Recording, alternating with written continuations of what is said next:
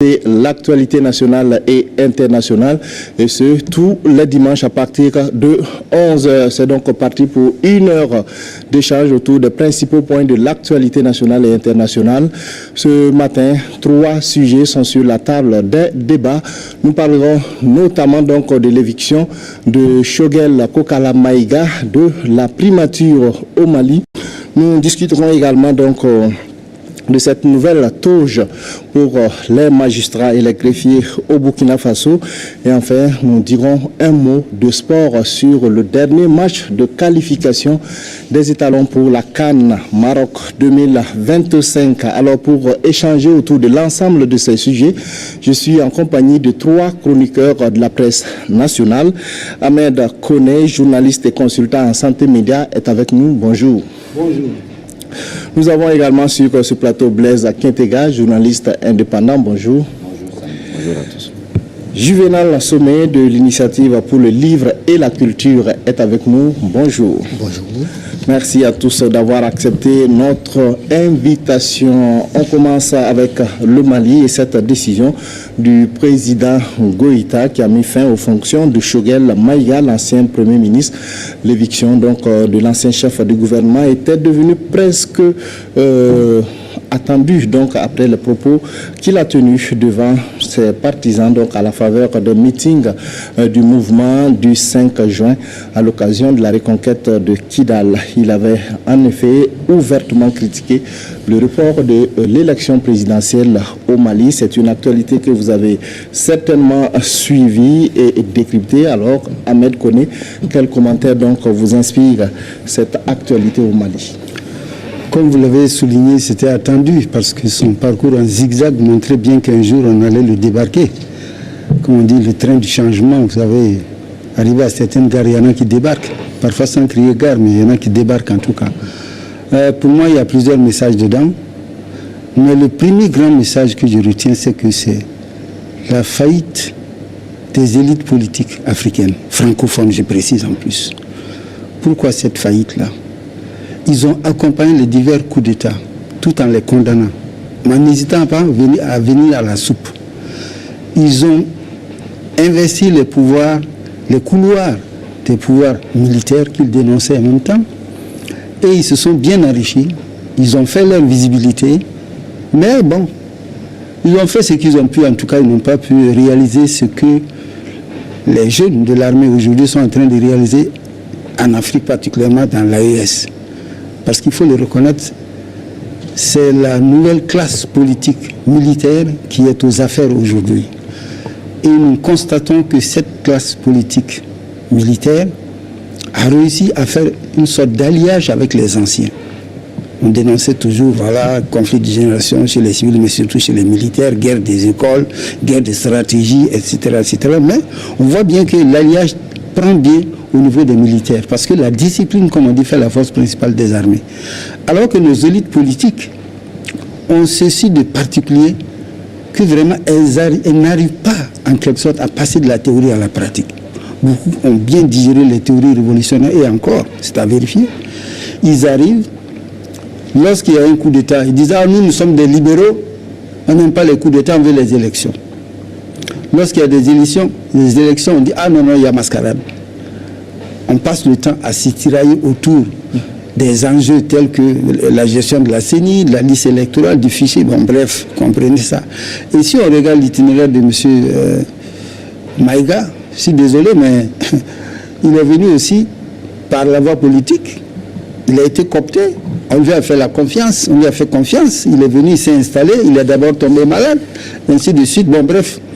Je crois qu'il se rêvait lui aussi, non seulement d'être demain un président, mais en plus, il rêvait de gérer le pouvoir à la place des militaires qui ont fait le coup d'État. Et les transformations sociales, nos élites politiques ne les connaissent pas. Si on regarde depuis 60 jusqu'à nos jours, là, combien de pouvoirs politiques francophones, africains ont réalisé effectivement les civils? C'est ce qu'on est en train de faire aujourd'hui. C'est triste, c'est un bilan négatif pratiquement. Pour pas mal d'entre eux en tout cas. Il y a des gens qui ont essayé de faire ce qu'ils ont pu, mais pour pas. Mais alors là, M. Maïga, je crois qu'il a sonné pratiquement pour moi le tocsin pour l'élite politique civile. Parce qu'en fait, c'est ça. Il n'a pas su s'accrocher, il était pressé. Et maintenant, eh bien, il est débarqué. Il est débarqué sans avoir cherché à partir de lui-même. S'il était parti de lui-même, oui, mais il était pratiquement vu contraint. Donc on peut dire quand même que c'était un message négatif. Mais au moins, c'est quelque chose d'intéressant parce que ça nous permet de voir aujourd'hui quelles sont les possibilités de coalition entre les élites politiques militaires et les élites politiques civiles. Parce que c'est un carrefour aujourd'hui. Il faut savoir choisir. Soit on est dans le camp j'allais dire africain, je n'ose même pas dire pro-révolutionnaire, ainsi de suite, parce que c'est ça aussi, la transformation sociale, mais on est aussi face au camp qui est pro-impérialiste. Alors, où est-ce que M. Maïga se situe-t-il? Est-ce qu'il veut d'un Mali qu'on va diviser en 2, 3, 4, 5, ou bien il veut d'un Mali qui se confédère avec d'autres pays africains et qui va de l'avant en faisant des transformations sociales en répondant aux besoins des masses. Parce que chacun a toujours parlé au nom des masses. Mais seulement l'éducation politique que les élites ont faite depuis les années 60 jusqu'à aujourd'hui. Mais ils oublient qu'effectivement, même dans les casernes, ça change aussi de mentalité. Et aujourd'hui, on est devant une situation où ça change. Il faut savoir s'arrimer. D'accord. Alors, Blaise Quintega, est-ce que vous avez la même lecture que Ahmed connaît sur ce point? Oui, tout à fait. Doyen résume déjà ce que l'une de mes convictions les plus fortes. À partir du moment où vous avez une connaissance approfondie des mécanismes de fonctionnement de la France-Afrique et de ses dérivés, mais également aussi du type d'élite de cet héritage de la France-Afrique-là, depuis les années 60, il n'y a rien d'étonnant en ce qui concerne le comportement des élites, parce que même l'administration coloniale avait été faite, ou du moins les premiers administrateurs étaient des administrateurs au service des intérêts stratégiques du colon. Et les premières routes qui ont été réalisées, ou du moins les chemins de fer, on se rappelle à la Deuxième Guerre mondiale, à partir du Congo, pour justement soutenir l'effort de guerre en France, justement, tout a été fait de façon dans l'intérêt du colon. Donc, du point de vue de l'héritage néocolonial ou néocolonial de l'élite, il n'y a rien à dire.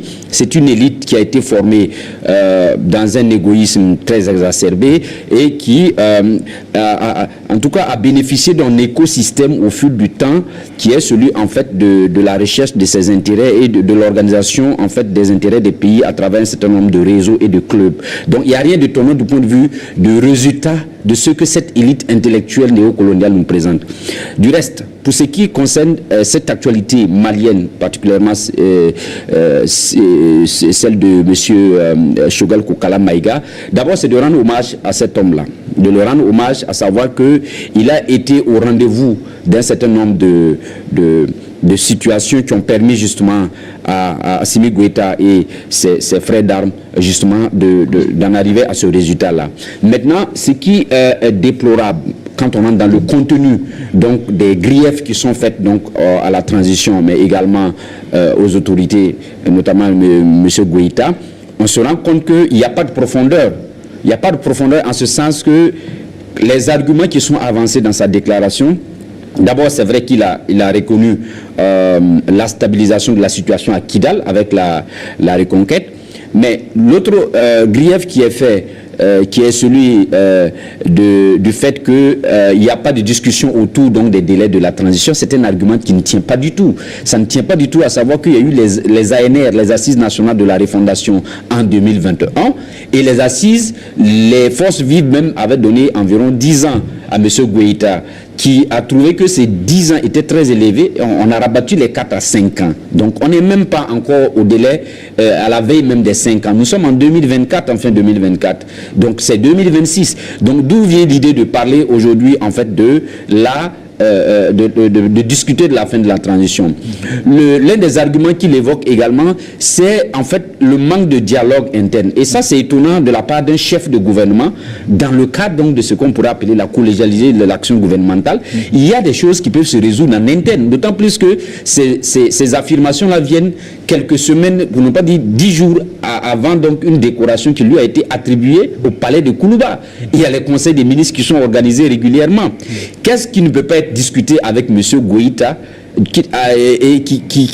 qui aujourd'hui se retrouve dans le cadre d'un meeting justement pour célébrer sur la place publique. Donc, monsieur, est-ce que justement on peut dire que Maïga Choguel s'est tiré une balle dans le pied avec non, se tirer une balle dans le pied, je le dirais oui. parce qu'on n'en avait même pas besoin.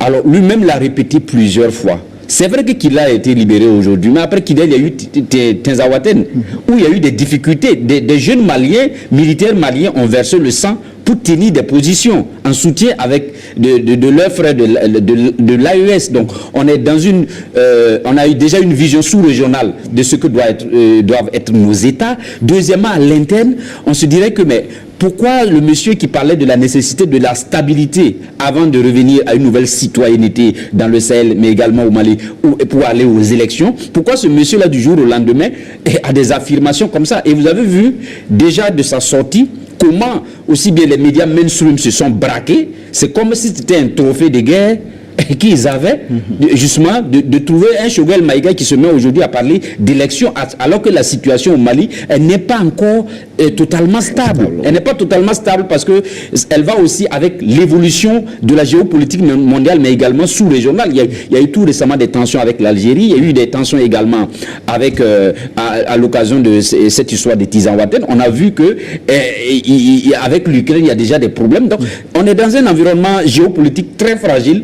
Et on a une confédération qui est en train de se mettre en place. Et lui qui a une grande expérience politique et qui comprend aujourd'hui la dynamique donc des peuples de l'AES, il devrait pouvoir comprendre et puis ne pas aller faire des affirmations à l'emporte-pièce. Donc, mais du reste, moi je pense que il peut toujours être utile autrement s'il se ravise et parce que moi j'ai comme l'impression que Choguel Maïga n'avait pas compris en fait la profondeur de sa mission. Il n'avait pas compris toute la profondeur de sa mission. Et c'est ça qui me fait rejoindre Doyen pour dire que, en fait, il y a une sorte d'habitus au niveau des acteurs politiques qui fait qu'à un certain moment, il est difficile le détachement des pratiques politiques politiciennes lorsqu'il y a des dynamiques qui viennent. Actuellement, le rouleau compresseur de ce qui se déroule dans l'AES, ce rouleau compresseur même est plus, j'allais dire, est difficile même à cerner par les dirigeants. C'est un mouvement qui est le fruit d'un processus et d'un combat qui a été mené pendant des dizaines et des dizaines d'années, à savoir que de plus en plus les dirigeants africains, avec les difficultés économiques et la situation de nos économies avec le terrorisme qui s'est invité, il y avait des nécessités de changer de paradigme. Et donc, ce changement de paradigme-là, si vous êtes des dirigeants, il faut être régulièrement connecté aux réalités, à ce que pensent les masses, que de penser à un certain moment que lorsqu'on est au piédestal donc des fonctions, on devient en fait, j'allais dire, un Superman qui doit fonctionner selon sa vision. Moi, je pense que Choguel Maïga, il a raté vraiment sa sortie et malheureusement, ça lui a coûté le poste de Premier ministre. D'accord. Alors, Juvénal Somé, quelle lecture vous faites de cette sortie de Choguel Maïga et de la décision prise par le président de la transition, alors le général Assimi Goïta? Merci. Moi, j'ai une lecture à deux niveaux. D'abord, du point de vue de la forme, je dois dire que cette séparation ou cette rupture entre le président Goïta et son Premier ministre, je trouve que c'est conforme à une certaine réalité de la vie politique qui n'est pas propre au Mali. Je pense que dans tous les pays du monde, il y a des alliances politiques qui se nouent à la tête de l'État en fonction des contingences par rapport à un certain nombre de préoccupations qui font que les uns et les autres peuvent à un moment donné s'entendre pour essayer de gérer les affaires de l'État. C'est valable aux États-Unis, en France, en Afrique, partout. Donc pour moi, je trouve que cette actualité donne plutôt, de mon point de vue, du contenu à la vie politique au Mali et montre quand même qu'il y a un certain dynamisme du point de vue des acteurs. Oui, est-ce qu'on peut considérer ça comme la routine? S'il n'y avait pas eu cette sortie et ces propos, est-ce que Choguel Maïga, à l'heure actuelle, ne serait pas toujours Premier ministre? Oui, il est clair que cette sortie ce n'est pas la meilleure que M. Choguel aurait eu. Sans doute, quand on voit comment cela s'est fait, et ça, j'en reviens au deuxième point, du point de vue du fond. Voilà, de la justification évidemment de cette rupture. Je trouve que on aurait pu faire l'économie d'un certain nombre d'éléments qui, de mon point de vue, tendaient plutôt à une à un déballage qui n'avait pas lieu d'être. Je pense que cela pouvait se limiter à un certain nombre de faits. Et puis, dans un gentleman agreement, le président et son premier ministre auraient pu, selon moi, tirer les leçons, finalement, les conclusions de leur collaboration dans un cadre, je dirais, plus approprié, et puis permettre à chacun, je dirais, de sortir par le haut. Donc pour moi, à un moment donné, il faut que les acteurs politiques aussi sachent s'élever au-dessus, finalement, de leurs intérêts pour faire triompher, je dirais, l'avenir du pays. Du reste, quand vous lisez M. Choguel Maïga, il dit rester toujours à la disposition, évidemment, du Mali. Donc pour lui, c'est une démission, ou du moins c'est un limogeage qui a été fait par le président, mais il reste toujours dans l'idée qu'il se considère comme un acteur politique au service du Mali. Je pense que c'est de bonne guerre, mais comme je l'ai dit, il faut que de plus en plus aussi nos acteurs politiques et même nos acteurs sociaux à un moment donné aussi, je dis, sachent faire la part des choses. En ce qui peut on aurait pu le garder ou on aurait pu faire autrement. Expliquer clairement. Non, pour moi, quand vous écoutez Choguel, quand vous le lisez, il y a clairement des divergences. Voilà. Ils sont arrivés à un stade où l'ancien Premier ministre estime que je crois que la coupe est pleine, si je peux m'exprimer ainsi pour le. Mais ce qui est tout à fait compréhensible du point de vue de l'action politique, de l'action publique. Ce que je ne comprends pas, ce que j'ai du mal à accepter, à comprendre, c'est la manière dont, évidemment, le débat est posé. Voilà. Dans la mesure où il y a eu un accord qui lui a permis d'être Premier ministre avec le président Goïta, il était de bon ton que, même s'il y a des divergences, que ces divergences, comme je l'ai dit, puissent se régler dans un cadre, je dirais, serein, sans donner cette impression finalement de mettre les pieds dans le plat, qui confine à une sorte de, je dirais, de renversement finalement d'un certain nombre de préoccupations qui n'ont pas leur place. Pour moi, on doit se situer dans la continuité. Et l'intérêt du Mali doit être placé au devant des choses, qu'il s'agisse du président ou qu'il s'agisse même de l'ancien Premier ministre. Donc pour moi, c'est plutôt la manière que je ne trouve pas appropriée. Sinon, je trouve que ce soit aujourd'hui, il y a eu des premiers ministres avant M. Choguel Maïga, il y a un nouveau Premier ministre aujourd'hui. Donc la vie politique continue. Donc pour moi, il faut plutôt voir les choses de façon, je dirais, plus dynamique. D'accord. Alors, sans oublier que après ces propos, en tout cas de Choguel Maïga, il y a eu donc des organisations de la société civile qui ont battu le pavé, en tout cas pour demander sa démission. Alors, doyen, comment est-ce que vous réagissez à ce que Juvenal Somé vient d'avancer donc comme argument? On aurait pu trouver donc dans la manière une autre façon de faire les choses. Je n'en vois pas, parce qu'il a pratiquement dit que ça fait 2 ans à peu près qu'il y avait ce problème-là entre lui et les chefs de l'État. Il est le Premier ministre. Je comprends mal qu'un Premier ministre ne parvienne pas à trouver une solution avec son président. Il se voit pratiquement tout le temps. Ils sont en direct, j'allais dire, et c'est à lui, en tant qu'homme politique majeur, parce qu'il fait partie quand même des leaders politiques maliens, et je crois qu'il aurait dû trouver une solution avec le président. Quand on est Premier ministre, on ne va pas en guerre contre son président, quel que soit l'objet du litige. Maintenant, il a des ambitions. On peut comprendre cela. Je préfère qu'on dise carrément, écoutez, bon, je suis arrivé à un stade où moi aussi, j'ai bien envie d'être président. C'est ça qui manque. La morale politique, c'est ça aussi. Il faut oser dire, bon, à partir du moment où la transition prend certaines dispositions, moi je ne me sens pas dedans, je préfère prendre mon tablier. Monsieur le Président, est-ce qu'on peut trouver une formule pour que je me retire? Pourquoi ne pas dire au président, moi aussi je suis candidat demain? C'est ça qui manque. Nos hommes politiques ne sont pas suffisamment francs. Or, il a affaire à des militaires. Les militaires, ce sont eux qui défendent le territoire. Ils ont pris un engagement ferme, à savoir aller dans la discipline, combattre pour préserver le territoire national et défendre les intérêts du Mali. À partir de ce moment-là, si toi tu as un intérêt partisan, tu peux t'exprimer auprès du chef de l'État, bon, vraiment le nouveau tournant ne m'arrange pas. Mais en fait, c'est plus fort que lui. Il a des intérêts à défendre et il est en coalition avec des forces internationales parce que c'est évident. Parce qu'il ne peut pas être quand même contre le Mali. Sinon, comment il va battre campagne comment? En disant quoi aux Maliens? Écoutez, moi je vois des gens qui vont ailleurs, moi je défends les intérêts du Mali. On va dire quels intérêts? Bon, il voit dans l'AES les actes que nous sommes en train de poser. Des actes économiques majeurs. Le Niger, le Mali et le Burkina, ensemble, sont en train de faire des réalisations qui font rêver les autres Africains et qui, chaque jour, confirment qu'effectivement, c'est parce que nos élites politiques avaient les mains liées, les pieds liés, qu'ils n'étaient pas capables de faire ces réalisations-là. Et lui fait partie de ces élites-là.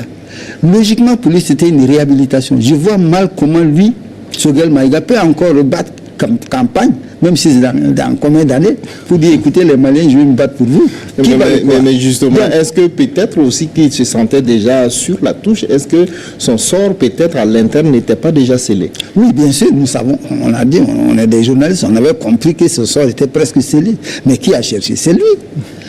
Tu es Premier ministre, tu travailles avec le sommet, hein, c'est le chef de l'État. Qu'est-ce qui te coûte de dire au président, voilà, j'ai tel problème avec telle prise de décision, vraiment, je crois qu'il vaut mieux me remplacer. Ça s'est fait, honnêtement, on le dit. Si tu ne le dis pas, et puis tu préfères faire du bruit autour de ton départ, mais écoute, tu ne sers pas les intérêts du Mali, tu sers les intérêts d'autres. Or, il y a quelle autre entité? Puisque la contradiction principale ici, c'est face à l'impérialisme. Or, aujourd'hui, quand on voit Goïta, on peut partout, on le tirait, exactement comme les deux autres chefs d'État du Mali, du Burkina et du Niger. Ils sont tirés de partout, mais ils tiennent le cap.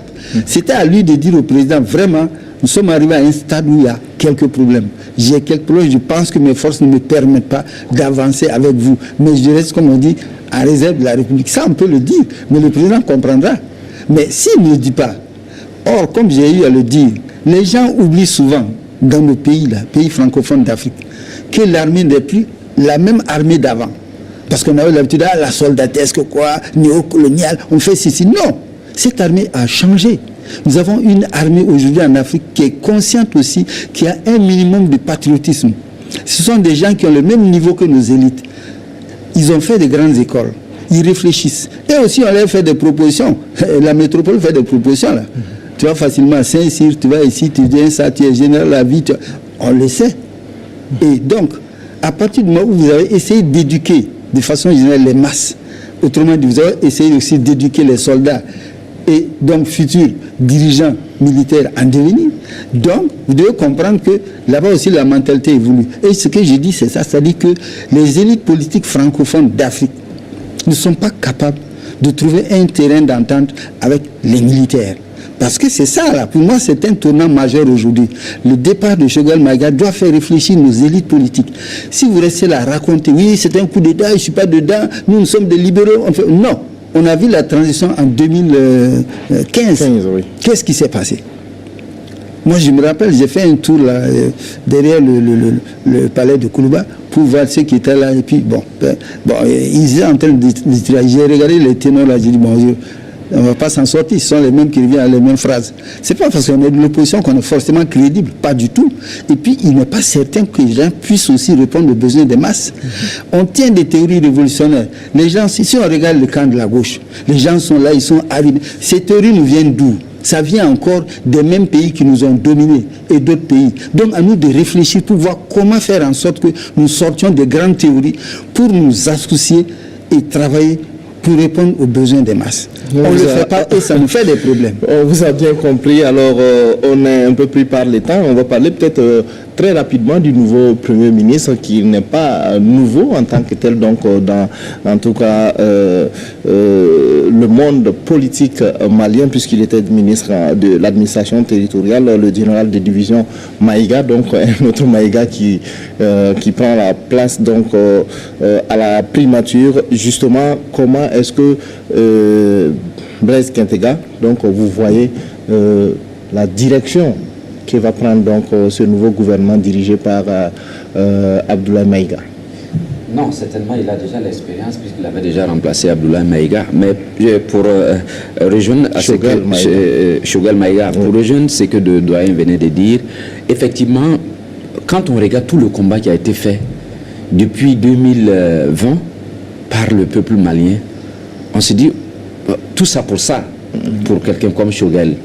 Parce que j'ai comme l'impression aussi que les gens ne regardent pas toute la souffrance passée, dans ce passé récent-là, du peuple malien et des jeunes maliens qui se sont sacrifiés pour que le Mali tienne jusqu'à aujourd'hui. Donc, il y a tout ce passé récent-là qu'il faut avoir et puis prendre conscience aussi que dans ce nouveau écosystème-là, c'est une grande responsabilité que l'histoire vous donne en tant que Premier ministre.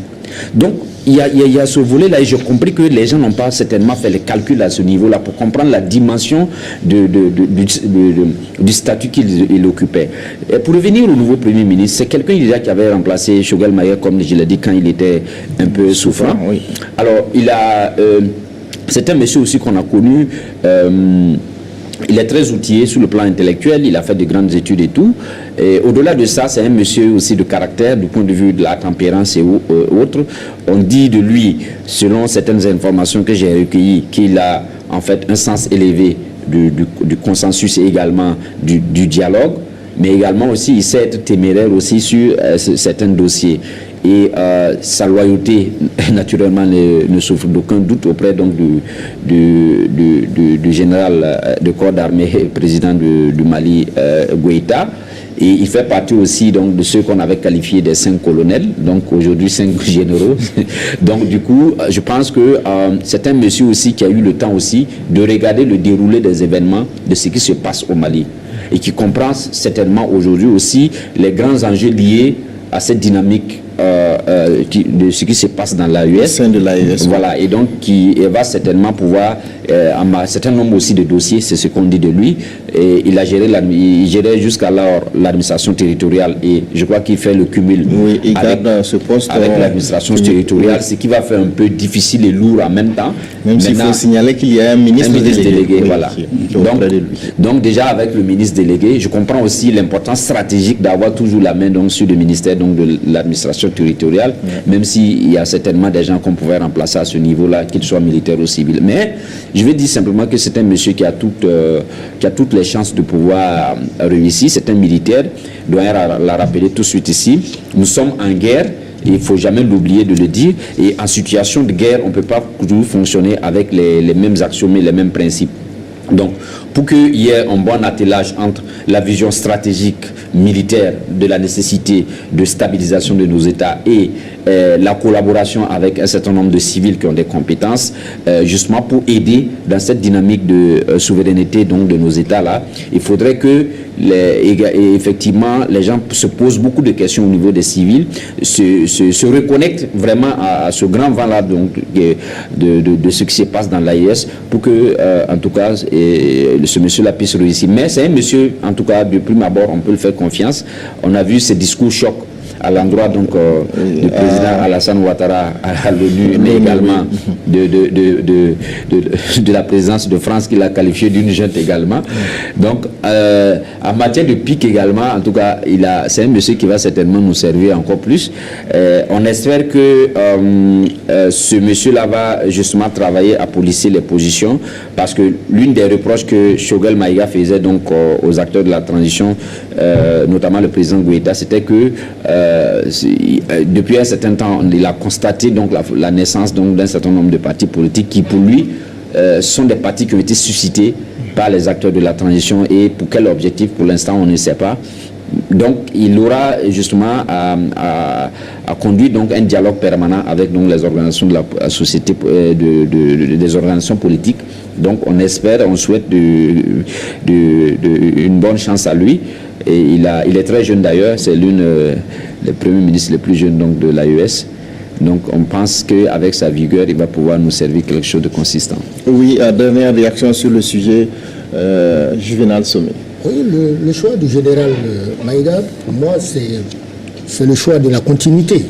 Voilà, parce que, comme Blaise le soulignait, il a par le passé assumé l'intérim de l'ancien Premier ministre.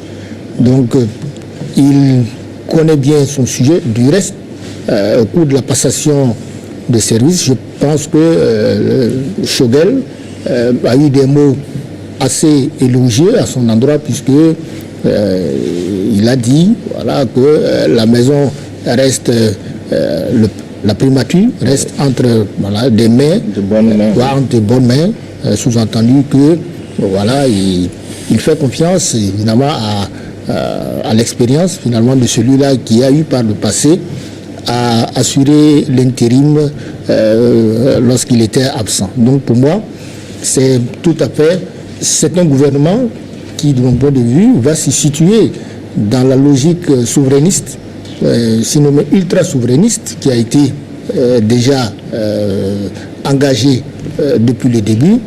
Donc je ne vois pas comment ce gouvernement pourrait déroger finalement à tout ce qu'il a déjà engagé comme action sur le plan sous-régional, sur le plan international, évidemment pour l'affirmation évidemment de la souveraineté du Mali, mais aussi pour l'ancrage du Mali dans la dynamique de l'AES. Donc pour moi, le choix du général Maïga, c'est un choix qui se justifie par une volonté de maintenir évidemment le cap. C'est là où j'en reviens encore à la sortie de Choguel Maïga, où je pense encore une fois qu'il aurait pu, à mon avis, négocier plus, je dirais plus subtilement, voilà, cette sortie qui aurait pu apporter davantage finalement de flexibilité. En dépit de ce que disait Doudouin tout à l'heure, moi je suis un partisan de l'agile communicationnel. Et je pars du principe qu'il n'y a pas ce problème aujourd'hui sur le plan politique où on ne peut pas à un moment donné trouver un consensus pour l'intérêt général du pays. Donc le problème se pose à partir du moment où chacun met son intérêt individuel avant finalement l'intérêt du pays. Et c'est ça la difficulté que nous avons dans l'espace francophone, où j'ai l'habitude de le dire, les gens confondent finalement l'intérêt général avec l'intérêt particulier. Si tout le monde voit finalement l'intérêt du pays, je pense qu'il y a des choses sur lesquelles on peut aller vite, sans avoir finalement, à mon avis, à se tirailler sur les noms de qui sera Premier ministre ou qui sera ministre. Pour moi, parfois il faut faire l'économie des débats, parce que nous sommes dans une situation où il y a beaucoup d'urgence, voilà, sur le plan économique, sur le plan sécuritaire, sur le plan social, aussi bien au Mali, au Niger qu'au Burkina Faso. Et il va de soi que les dirigeants, je dirais, essaient d'aller au plus vite pour résoudre les questions, je dirais, prioritaires. C'est ça qui est aussi attendu par les populations. Merci à tous en tout cas pour votre analyse sur ce sujet. Alors on va passer donc au deuxième sujet. Les acteurs de la justice ont officiellement porté leur nouvelle toge en Faso Damfani. C'était lundi dernier à Ouagadougou. La cérémonie de port officielle de la toge donc a été présidée par le chef du gouvernement burkinabé. Ces nouveaux costumes d'audience concernent les magistrats et le personnel du corps des greffiers. Alors, comment est-ce que vous appréciez justement ce changement de tenue d'audience pour les acteurs de la justice, Ahmed Koné? Il faut féliciter d'abord le ministre de la Justice, parce que c'est un excellent communicateur. Il a pratiquement fait le travail des journalistes en présentant la toge comme il faut. Puis c'est du coton de chez nous. Lorsque vous regardez cette toge-là, vous êtes fiers parce que ça a été fait chez nous avec nos matériaux et les talents de nos couturiers, de nos braves femmes qui font le tissage, etc., etc., nos cultivateurs qui cultivent le coton. Vraiment, on ne peut pas ne pas être fiers. Ça, c'est un. Deuxièmement, le coût. C'est 150 000, non, oui, par toge. Oui. Alors que ma femme, on paye près de 2 millions au moins des toges. Vous voyez, depuis 1960, nous pataugeons dans des toges qui nous font ressembler à des singes habillés. Et puis, bon, personne ne parlait. Je m'excuse pour les magistrats et tout le monde, mais j'avoue qu'on ne se sentait pas vraiment dedans. Lorsqu'on voit aujourd'hui nos toges, je crois que les magistrats doivent être fiers de porter ça. Donc, d'un point de vue économique, nous gardons de l'argent chez nous, ça ne sort pas. Et puis surtout, moi, ce qui m'impressionne dans cette affaire, c'est que l'audace des Burkinabés, encore une fois, notre audace, va faire réfléchir les Africains. Il y a des choses qu'on peut faire chez nous, nous-mêmes. Et nous serons toujours fiers de nos propres produits. Et pourquoi pas les vendre aussi hors d'Afrique? Parce que c'est ça qu'il faut. Moi, j'aimerais bien voir au niveau de toutes les magistratures africaines des similitudes comme ça, que les gens s'habillent avec les produits de chez nous, produits africains, s'arranger pour qu'entre Africains on échange ces produits-là, et puis faire en sorte qu'on se sente nous-mêmes, quand on rend justice vraiment, on a l'impression que nous sommes chez nous et que nous faisons notre travail. Donc, je crois que sur ce plan-là, c'était un coup de main, c'est vraiment très réussi, et c'est du coton, donc c'est léger quand même par rapport aux autres, ça coûte moins cher, et puis c'est beau à voir, peut-être qu'il va manquer quelques pompons, je ne sais pas quoi, il va falloir travailler et puis le mettre, mais lorsqu'on regarde aussi les bonnets, etc., vraiment c'est bien fait. Moi je crois que c'est tout joli. Peut-être on peut varier aussi avec les couleurs par rapport aux différents grades et ainsi de suite, par rapport aux séances, lorsqu'il y a, je ne sais pas moi, le tribunal spécial ou quoi, bon, quel tenue on peut porter, voilà, c'est ça, voilà, etc., etc. Le tribunal commercial ou je ne sais pas, essayer de varier aussi, pour que voilà, on ne voit pas, tribunal du commerce pour et du travail, pour qu'on puisse voir, en tout cas, quelle variante trouver, quoi, c'est ce que je voulais te proposer. D'accord, oui, Blaise Quintega. Oui, je pense que c'est une avancée très significative donc, en termes donc, de ce qu'on pourra appeler les champs immatériels de la colonisation. Donc, une avancée significative en termes donc, de justement recentrer ou du moins de souveraineté, parce qu'on ne peut pas comprendre, comme Daniel l'a dit, que depuis des années et des années, on puisse être toujours à ça. Donc après donc les enseignants chercheurs à l'université, voilà qu'on en est aux acteurs du monde de la justice, et le ministre s'est réjoui donc de l'adhésion des acteurs de la justice, ce qui est une très bonne chose. Je pense que il y a des situations où on n'a pas besoin souvent on a simplement besoin de la bonne foi pour créer le changement social. On n'a pas besoin forcément de grandes théories, de trucs. On a simplement besoin de la volonté et d'y croire. Parce que malheureusement, nous sommes l'élite francophone est une élite qui a été programmée à avoir peur même de ces théories. Donc du coup, on a toujours des problèmes avec donc, des acteurs qui sont des acteurs de changement. Donc on dira félicitations au ministre de la Justice, félicitations au gouvernement. Et on peut continuer et regarder dans d'autres domaines aussi, si on continue d'importer des tenues, que ce soit qu'on dise stop. N'eût été en fait cette multinationale là qui nous a emmerdé avec donc les OGM dans le temps. Nous avions le coton de qualité mondialement reconnu avec donc un taux de production assez élevé. On ne peut pas comprendre que dans ce pays là on continue, nous autres on continue, heureusement que avec le temps on est en train de comprendre qu'on continue quand même d'importer un certain nombre de tenues. Donc moi je pense qu'il y a ce travail là qu'il va falloir regarder et puis aller dans d'autres domaines également s'il le faut changer en tout cas pour que en fait ça puisse permettre de redynamiser l'économie nationale, parce que bon il y a aussi des gens qui vivent autour, avec ça. La bonne nouvelle également, c'est Aerotex qui est en vue pour la confection des tenues militaires dans notre pays. Donc tout ça, ce sont des innovations qui montrent que le gouvernement actuel du Burkina Faso est un gouvernement qui est volontariste. On a un chef d'État aussi qui est assez visionnaire stratégiquement sur en fait les potentialités aussi bien économiques, mais également la position géographique du Burkina. Il y a un certain nombre d'initiatives qui montrent que dans les années à venir, on pourrait en tout cas rêver,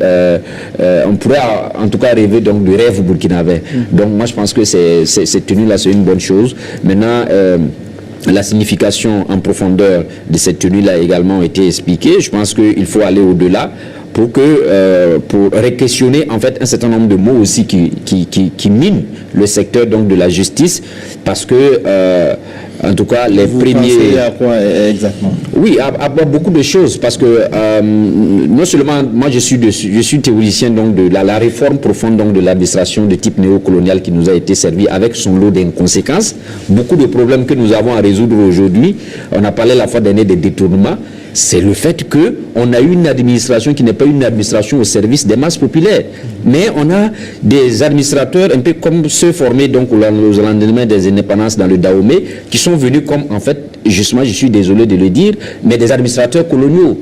Et au niveau de la justice également, on a vu dans le temps quand il s'agit donc de la colonisation, c'est que beaucoup de justiciers dans le temps se sont comportés, je suis désolé, avec donc le code noir. Oui, c'est le code noir qui était appliqué, ou du moins le code de l'indigénat. Donc, il y a un problème. Aujourd'hui, on voit un certain nombre de préoccupations dans le secteur de la justice qui donnent à croire que beaucoup d'acteurs donc, de la justice se comportent exactement, je suis désolé de le dire, comme des acteurs donc, de ce code de l'indigénat-là. Donc, moi, je pense qu'il y a tous ces mots-là qu'il faut travailler et travailler à ce qu'on ait une justice beaucoup plus débarrassée d'un certain nombre de réflexes qui ne nous amènent pas à une certaine paix sociale. Voilà, si vous regardez, il y a plein de problèmes aujourd'hui, que ce soit les litiges fonciers, que ce soit les, j'allais dire, dans le domaine donc même de la vie sociale, etc. Il y a un certain nombre de jugements dont le citoyen ne comprend pas. Donc moi je pense qu'il y a des réformes à faire à ce niveau-là. Et le président du FASO, il en a vraiment, en collaboration avec les autres acteurs du gouvernement, réfléchir à une réforme donc, de l'administration de façon globale. Mais le secteur de la justice qui est très stratégique pour le nivellement de la société, il faut y réfléchir. On vous a bien compris. Je pense qu'il y a beaucoup en tout cas de réformes à ce niveau. Rien que la semaine passée, donc, on parlait donc de cette loi sur les travaux d'intérêt donc commun au Burkina Faso qui a été adopté par l'Assemblée législative de transition. Dernière réaction sur la touche Juvenal Soro. Oui, en tout cas, de mon point de vue, c'est une réussite. Je suis vraiment de ceux qui pensent que il était de bon ton qu'on en arrive aujourd'hui à mettre en phase le discours et la réalité d'un certain nombre d'actes sur le terrain. Blaise parlait tout à l'heure des taux des enseignants à l'université. Aujourd'hui, ce sont les magistrats. Donc, demain, on ne sait pas, peut-être que ce sera autour d'une autre administration. Mais en tout cas, moi, je suis partisan vraiment de ce changement. Parce que ce n'est même pas seulement au Burkina, au Ghana aussi, j'ai vu qu'il y a eu des réflexions même. Je pense que là-bas aussi, ils sont dans la même dynamique. La tenue des magistrats, justement, a été présentée, si elle n'est pas adoptée déjà. Oui. Voilà, tout à fait. Donc aujourd'hui, il y a un besoin de réactualiser un certain nombre de faits et je suis tout à fait d'accord avec cela. Je pense même qu'il faut aussi aller vers l'intégration plus grande des langues nationales aujourd'hui, même dans la gouvernance. Je pense qu'il y a déjà une amorce qui est faite à ce niveau. Donc pour moi, ce sont des changements qui sont importants, qui doivent apporter une impulsion aussi dans la façon dont le pays aussi est perçu. Et je pense qu'il n'y a pas de mal à cela. Je pense qu'au contraire, nous gagnerons finalement en nous mettant en phase avec la réalité de ce que nous voulons comme changement. Moi, je souhaite évidemment que ces nouvelles taux aussi apportent, à la gouvernance judiciaire, plus de rapprochement avec le justiciable, puisque c'est cela aussi. Ils disent dans leur jargon que la forme tient le fond en l'état. Voilà.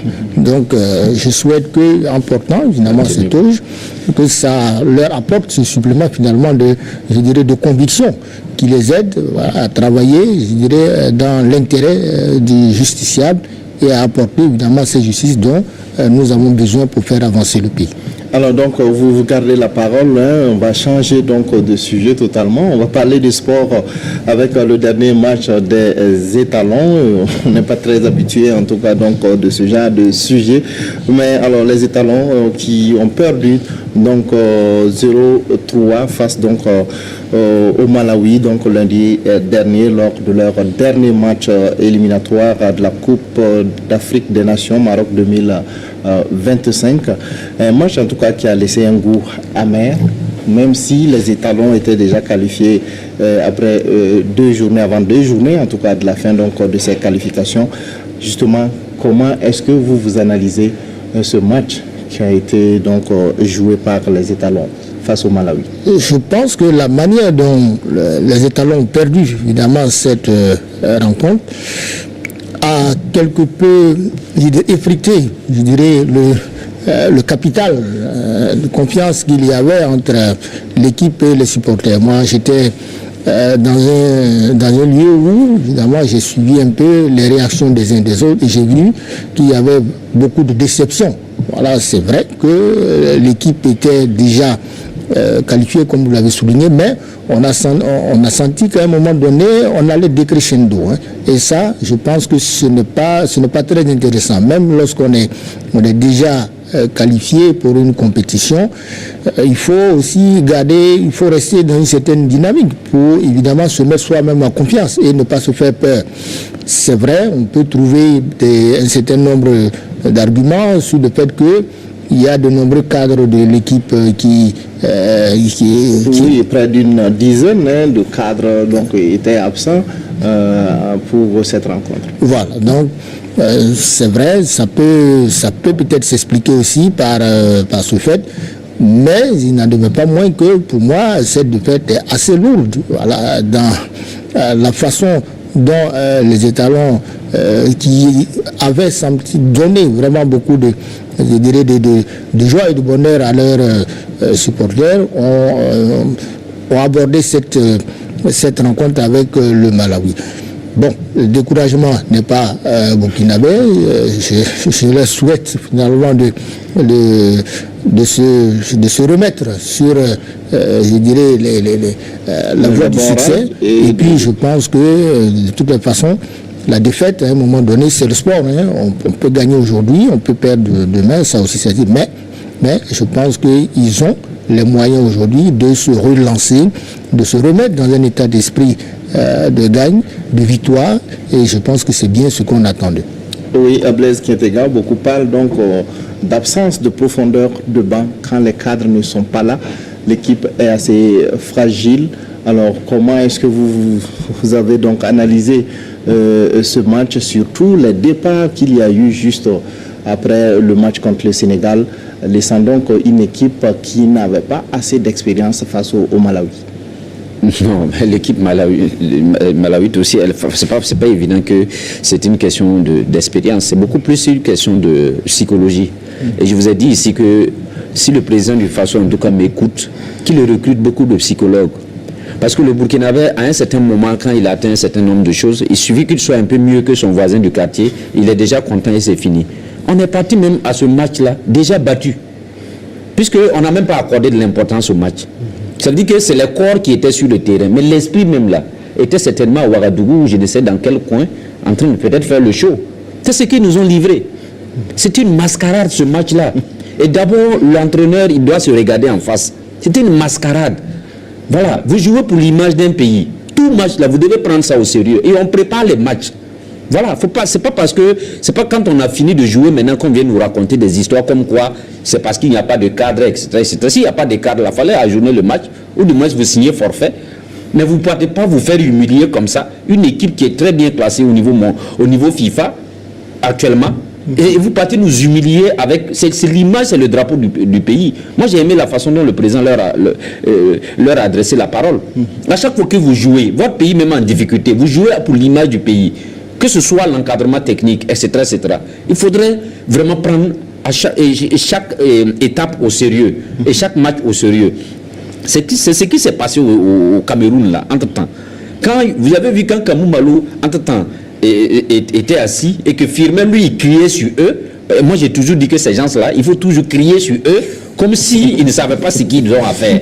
Voilà. Et même, il faut les dire souvent, il faut qu'on gagne le match, il faut qu'on gagne ce match-là. Mais on ne peut pas aller à un match déjà où on se dit, non, bon, comme on est qualifié, on peut aller jouer comme on veut. D'autres, ils prennent le ballon, il n'y a même pas de construction de jeu. L'équipe même était sans âme. C'est vrai qu'il y a l'absence des cadres. Mais l'absence de ces cadres-là aussi, ce sont des joueurs pour la plupart qui ont joué dans le championnat national, ceux qui ont joué ce jour-là. Et puis bon, il y avait quelques cadres quand même, les Hassan Bandé, etc. Moi, je ne suis pas très fort au football, hein. Mais je sais simplement quand je regarde le football burkinabé, il y a un problème, que ce soit l'administration du monde du sport. C'est pour cela que je souscris à l'idée de doyen des états généraux donc du monde du sport. Et ça, il fallait le faire parce que aujourd'hui, quand vous regardez, ça fait quelques jours que j'ai entendu le président de la Fédération burkinabé de football et qui nous explique qu'est-ce qui se passe, est-ce que tout se passe bien. Avec l'entraîneur, qu'est-ce qui se passe, tout se passe bien. Voilà, donc ce genre de match-là, sincèrement, les étalons m'ont déçu.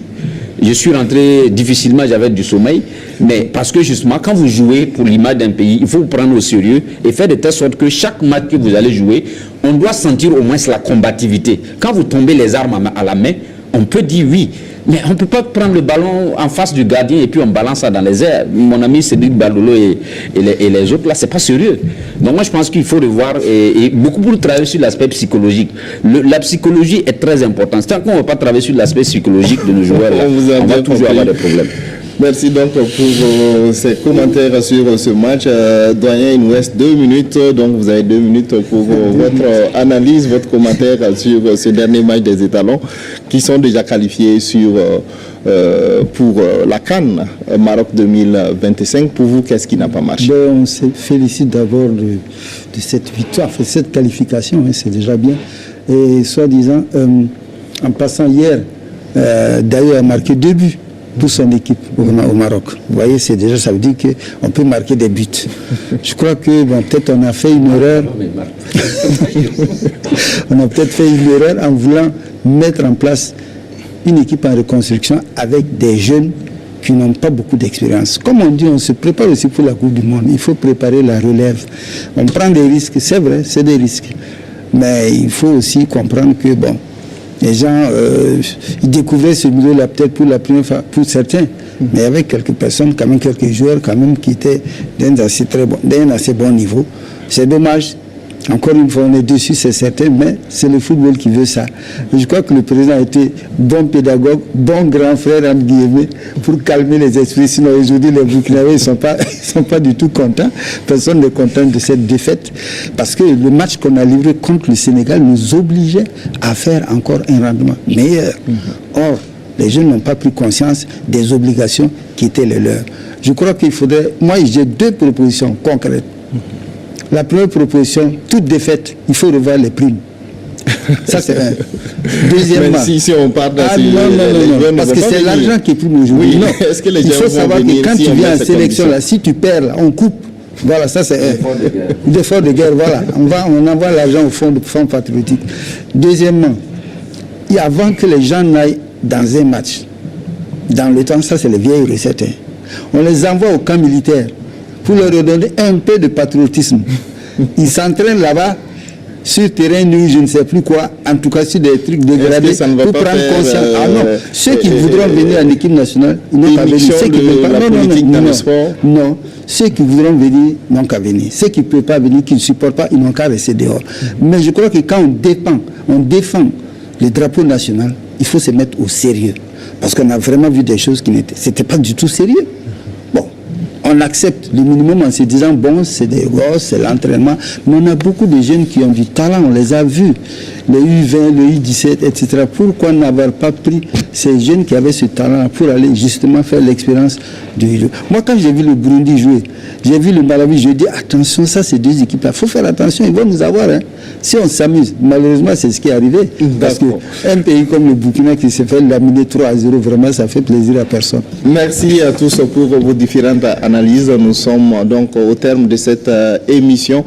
Merci à vous, donc, chers téléspectateurs, d'avoir suivi cette émission de débat de presse qui s'achève. On se donne